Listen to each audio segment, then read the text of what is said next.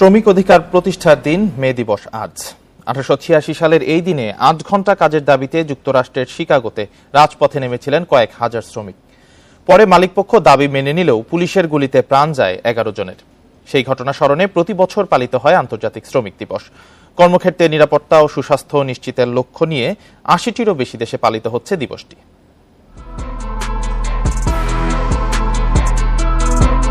18 শতকে শ্রমিকদের অমানবিক পরিশ্রম করতে হতো, বিনিময়ে মজুরি মিলত নগণ্য। অবস্থা বদলাতে দৈনিক 8 ঘন্টা কাজের দাবিতে আন্দোলন ছড়িয়ে পড়ে যুক্তরাষ্ট্রের শিকাগোতে। দাবি বাস্তবায়নে 1886 সালের 1 মে পর্যন্ত সময় বেঁধে দেয় শ্রমিকেরা। মালিকপক্ষ দাবি না মানায় কাজ রেখে শিকাগোর হে মার্কেটে জড়ো হয় প্রায় 80,000 শ্রমিক। বিক্ষোভ দমনে পুলিশের গুলিতে প্রাণ হারায় 11 জন। পরের বছর পুলিশের উপর হামলার অভিযোগে ফাঁসি দেওয়া হয় 6 শ্রমিককে। তবে শেষ পর্যন্ত শ্রমিকদের দৈনিক 8 ঘন্টা কাজ করার দাবি মানতে বাধ্য হয় কারখানার মালিকেরা।